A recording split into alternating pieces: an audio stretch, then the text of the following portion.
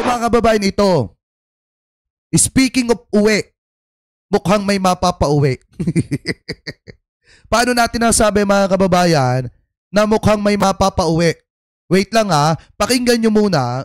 Diba nung nakaraan yung PAOK nag-request na sa Interpol mga kababayan na ilagay sa red notice o kaya ilagay sa red notice ito pong si Harry Roque. Ngayon ang dami mga paliwanag ni Harry Roque, biglang nangatal yung betlog mga kababayan.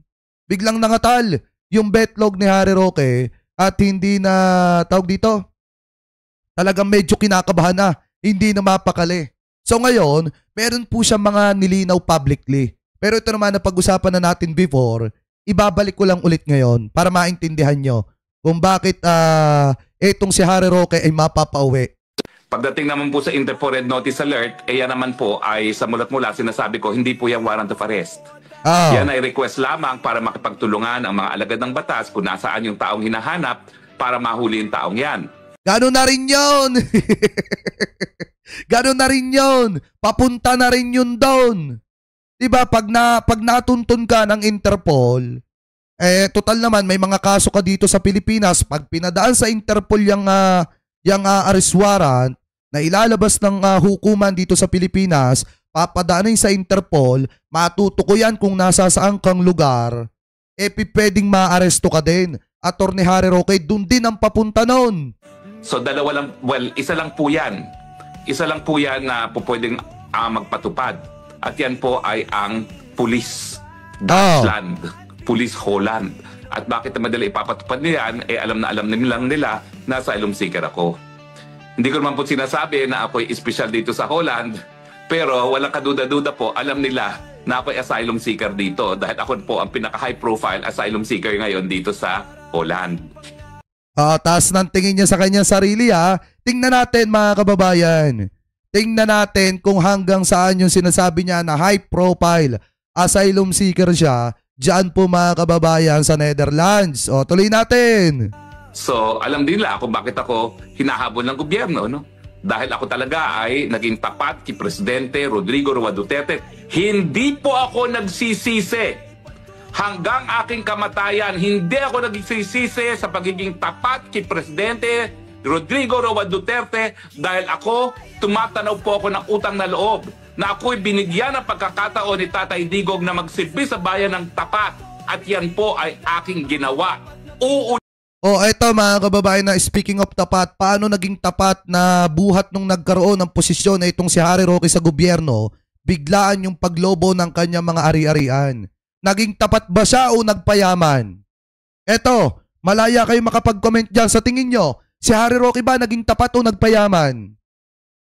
Kasi kung pag-uusapan natin yung naging tapat mga kababayan, di sana yung ari-arian niya hindi lumobo ng sobrang bilis. Di sana mga kababayan, hindi siya naandyan ngayon sa dahig at nagtatago. Diba kung naging tapat siya? Ang problema, hindi naman talaga siya naging tapat. Nagpayaman siya, syempre. Diba? Tama ka, Roswin Isidro. Nagpayaman siya. Anyway, tuloy natin. Ulitin ko po muli lahat ng aking ginawa. Dahil naniniwala ako na si Tatay Digong ang naging pinakamagaling na presidente sa kasaysayan ng Pilipinas. I will not apologize for it. I will not regret it. What? Alis kayo dyan! Layas na kayo! Pero bago umalis, dapat magbayad muna kayo ng utang nyo sa buwis.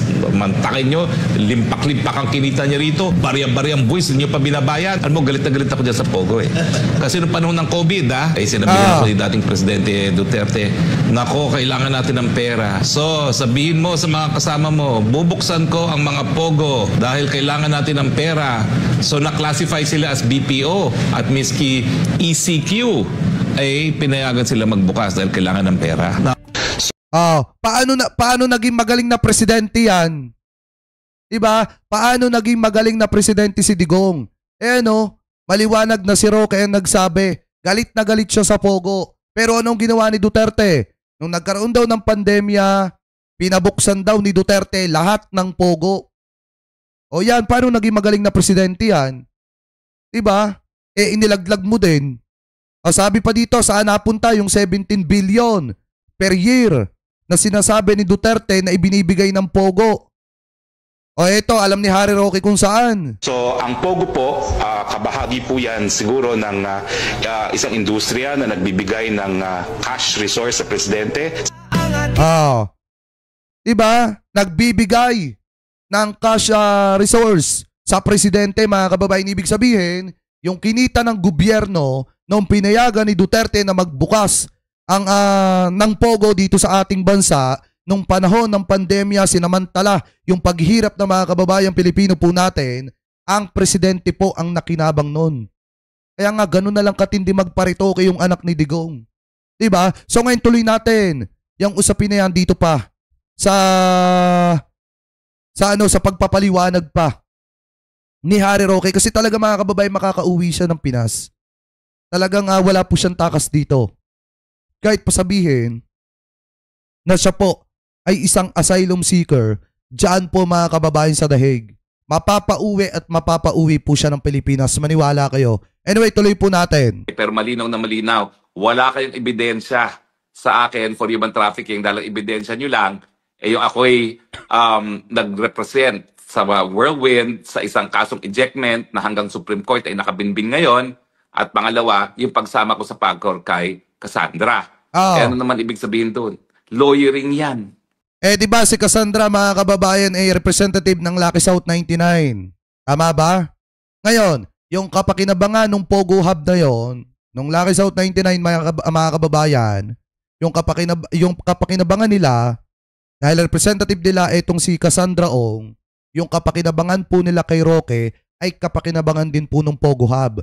Kaya nga nasabi ko paulit-ulit noon, yung kapakinabangan ni Cassandra Leong kay Harry Roque, kapakinabangan nung Pogo Hub na Lucky South 99. Kasi nga mga kababayan, maliwanag naman na si Harry Roque ang nagtanggol nung mga panahon na yon dyan po sa PAGCOR, dyan po sa Pogo Hub na yan, sa pamamagitan ng pagsama niya kay Cassandra Leong. Anyway, tuloy natin. Kasalanan ba mag-lawyer? Tapos sasabihin nyo, trafficking. Pero ginawa nyo nga yan para mapauwi ako, para mapakancel ang passport ko, para maka-red notice alert kayo. Pagdating sa passport, bahala na po si judge. Ako na may nagtitiwala sa kanya. Okay? Bahala na siya. Basta ako, malinaw po ang definition ng fugitive from justice sa batas mismo.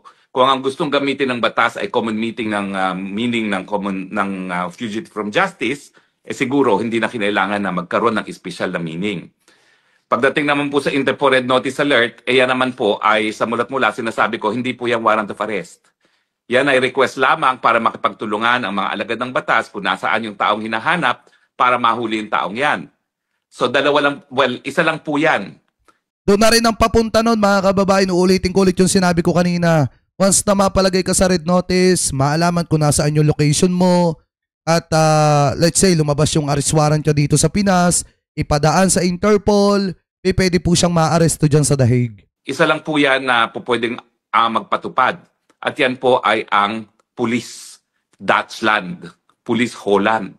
At bakit na madali ipapatupad niyan? Alam nilang nila na asylum seeker ako. Hindi ko naman po sinasabi na ako'y espesyal dito sa Holland, pero walang kaduda-duda po, alam nila na ako'y asylum seeker dito dahil ako po ang pinaka-high profile asylum seeker ngayon dito sa Holland. So, alam din nila kung bakit ako hinahabol ng gobyerno, no? Dahil ako talaga ay naging tapat kay Presidente Rodrigo Roa Duterte. Hindi po ako nagsisisi. Yan yung karugtong nung kanina, mga kababayan. So ngayon, kung titingnan nyo, bakit ko ba sinasabi na ito pong si Harry Roque, mga kababayan, ay posibleng mapauwi? Kasi biruin nyo, may lumabas po na breaking news 11 minutes ago. Sabi po dito, mga kababayan, yan, breaking news, kansilado na ang pasaporte ni Harry Roque, Catherine Cassandra Leong at Ronnie Lynn Baterna, Dennis Cunanan. Ibig sabihin, mga kababayan, yung pinagmamalaki ni Harry Roque na siya po ay asylum seeker, pwede po yung mawala, lalo na at wala na po siyang pasaporte, mga kababayan, kansilado na. Diba sinabi niya, pinauubayan na daw po niya doon sa judge yung pagkansila ng kanyang pasaporte. Ngayong kansilado na ang pasaporte mo, pwede ka na mapabalik ng Pilipinas. Diba? Ang mangyayari dyan, mga kababayan, Pag wala ng pasaporte ang isang tao, ang pagkakaalam ko, pwede pa naman siyang manatili sa bansa na yan. Kaso ang problema, TNT. Pakitama na lamang po ko kung ako po ay mali. Tago ng tago. Diba? Total naman yun ang purpose ng ni Roque kung bakit siya naandyan dyan sa Netherlands, para po magtago. Lalo na ngayon, sinasabi niya high profile po siya na asylum seeker. Ang problema mga kababayan, wala na. Yung kanyang pasaporte, kansilado na. So ang susunod na kabanata na pwedeng mangyari dyan, pag lumabas na yung mga arrest warrant niya dito sa Pilipinas, patungkol po dun sa kanyang qualified human trafficking, possible mga kababayan, na ipadaan niya sa Interpol at ipa-aresto po siya mga kababayan dyan po sa The Hague kung nasa saan po siya. Lalo na, at nakita naman po siguro ng Netherlands kung ano po yung pakikipagtulungan na ginawa ng Pilipinas sa Interpol mga kababayan. At siguro naman kapag yung Interpol ay dumating na sa kanilang bansa, siguro naman yung kanilang mga kapulisan makikipagtulungan din para mapabalik ng Pilipinas ito pong si Harry Roque. So ngayon, Harry Roque, sa mga DDZ na sumusuporta kay Harry Roque at dun sa mga DDZ na galit kay Harry Roque dahil inubos yung humba ninyo, eto, panahon na para magsaya kayo kapag ka naaresto na etong si Harry Roque. At yung mga DDZ na sumusuporta kay Roque, panahon na rin para mag-iyakan kayo. Kasi mga kababayan, ito nga po yung inaano natin doon sa mga nagsasabi noon na bakit daw hindi maipa-aresto etong si Harry Roque. So ngayon, hindi pa napapanahon ng mga panahon na yon, pero ngayon, mukhang papalapit na yung kamay ng batas dito po kay Harry Roque. Possible na mapapabalik siya ng Pilipinas at mukhang dito ka na malilitson. Diba mga kababayan? Mukhang dito na ata si Harry Roque madadali kapag ka naaresto na siya dyan mga kababayan at napauwi na siya ng Pilipinas. So maliwanag naman po na yung pasaporte ni Harry Roque ay kansilado na. Diba ang pagkakaalam ko, ito pakitama na lamang po ako kung ako po ay mali. Diba kapag ka yung application mo for asylum, naka-on process, pinakamahalagang requirement dyan, passport. Pakitama na lamang po ko kung ako po ay mali, mga kababayan Ang pagkakaalam ko kapag ikaw ay nag-a-apply ng asylum, pinakamahalagang requirement dyan, passport. Ngayon kapag cancelled na yung passport mo at wala ka ng pasaporte, yung application mo posibleng ma-deny. Diba? Yan yung pagkakaalam ko dyan, posibleng ma-cancelled, mga kababayan.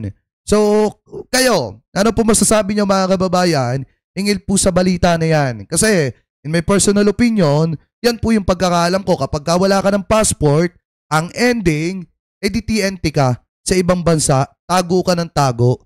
Anyway, sabi dito, asylum is just for countries na in war situation. Roque, ginagago mo mga Pilipinos. Kaya nga, di ba mga kababayan, siguro na, dito naman sa ating bansa, wala namang war. War on corruption, meron. Pero yung pakikipagdigmaan sa ibang bansa, wala naman. Kasi hindi naman tayo nakikipag-abay sa ibang mga bansa, mga kababayan. Diba? Anyway, kayo po, ano po masasabi ninyo? Hingil po mga kababayan, dito po sa di umano, pagkansila ng passport ni Harry Roque at panginginig ng betlog ni Harry Roque. Di ko nga alam kung may betlog yan panginginig ng tilapia ni Harry Roque dahil possible na baka mapabalik na siya ng Pilipinas lalo na at wala na po siyang pasaporte. Na malapit na mga kababayan, abang-abangan nyo lamang. Lalo na ipinalalagay na po siya sa red notice. Di ba pag naipalagay dyan, alam nyo na. Konti na lang yung tilapia ni Harry Roque, magiging bilasa na yan. Anyway, mga kababayan, ano po masasabi nyo? Hingil po dyan, comment below na lamang po.